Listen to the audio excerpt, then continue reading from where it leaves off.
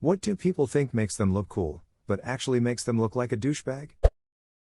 The line between joking and bullying can be a thin one, and a lot of douchebags either don't see it or they just don't care.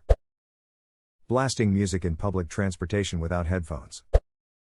Picking on someone in a group and trying to get everyone else to laugh at them. Not in a hey, everyone's joking around kind of way, in a being a nasty piece of work and embarrassing the person kind of way. People like this suck. Vandalizing rocks, trees, etc. in parks and nature preserves. It takes you out of the experience when you're scanning a gorgeous landscape and your eyes land on Butthead plus Ding Dong Forever in bright colors. It's just a prank, bro, it's just a prank, said by every douche about to get their ass kicked because they pushed too far.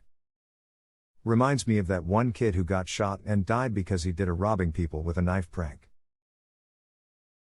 Yeah, Jack the Ripper was just a prankster, right? Exactly. British police just didn't get the joke. Supporting a celebrity that doesn't give a SHT about your existence online to the extent of bullying and name-calling people who don't worship that celebrity. Also, corporations. Gatekeeping a music artist like they discovered them and are the whole reason for their success.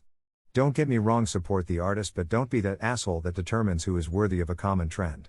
Edit. Thank you all for the upvotes and awards, duck gatekeepers. Picking on weird kids. Failing school does not inherently make you a douchebag, but bragging about it as if it's something that is cool isn't the best presentation of character either. I've never read a book in my life. And they're proud. Sometimes people write novels and they'd just be so wordy and so self-absorbed. I am not a fan of books. I would never want a book's autograph. I am a proud non-reader of books. Kanye West, the quote is so stupid and childish, I had to check to make sure it was real. It is. I would never want a book's autograph. Did he mean to say I would never want an author's autograph? That's the consequence of not reading. Gatekeeping a fandom or hobby. You aren't a real fan of XYZ band if you started listening to them after this album. You are not a real beer drinker if you don't like IPAs. Excuse me, are you gatekeeping? How dare you? The ones who don't know how to get attention, so they start gossiping about everyone. And I'm like, I know your life is not interesting, but please have some respect for others and for yourself. And the ones who speak as ducking loud as they can just to ensure the attention never leaves. Edit. I really feel like I should explain myself better. While writing this down, I had some very specific people in mind who were known to be loud even other than the tonality of their voices. Basically people who cross boundaries and try to establish themselves as the prime member of a group they're engaging with. More of a personality thing than about physical aspects. I have had friends who are pretty loud voiced too. Even I tend to raise my voice in excitement sometimes and have to be told to tone down. I'm sorry if this came off the wrong way, I didn't intend to XD. I have a coworker who has the gift of gab and is very proud of his ability to give people false assurances while being extremely vague, essentially just bombarding them with words until they're satisfied. It's a useful trick, I suppose, but when you hear him do it in real time, you realize he's just a very good liar. I have a friend who does this in a very patronizing way. I've learned to just nod and go oh okay or for sure because I don't care to argue semantics centered around being right about some petty tiny thing. Lol, hey, acts offended when I actually say things like, that's a nice opinion. Being an asshole to other people to boost your own ego. Pretending to know. Or be something when actually having no idea.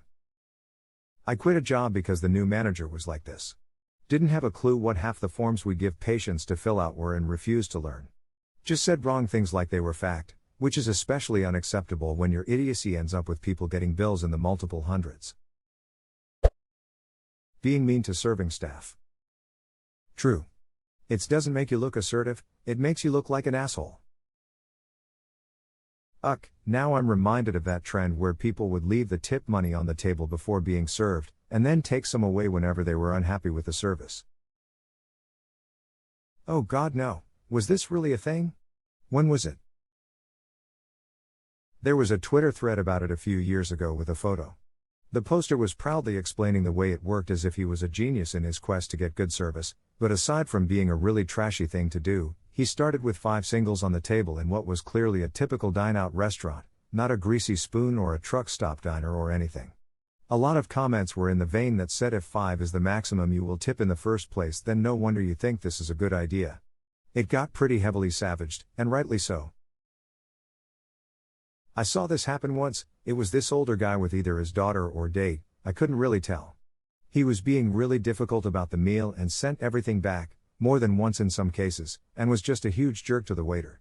The girl purposely left her bag in their seat so she could come back in and tip the poor kid who had to deal with them for over an hour. Good on her for fixing the damage. Endlessly talking and bragging about their private lives. Example: I had a real dick of a boss who once said, "Man, it wasn't yesterday I got laid with that woman after a customer left," which made me and my colleagues somewhat uncomfortable. He also talked about how his wife better show those TTS for everything he does. I'm not interested, and I think it is super trashy to talk like that. Edit: he isn't my boss anymore. Is your boss a 6th grader? Honestly, how do these people wind up in charge? Lower middle management. It's full of lifelong dipshits who have stayed in the same job long enough to merit an automatic promotion, but their general dipshittery prevents them from going any higher, so they just float there like an unflushable turd. The succinct phrase that I like is that someone rose to their level of incompetence.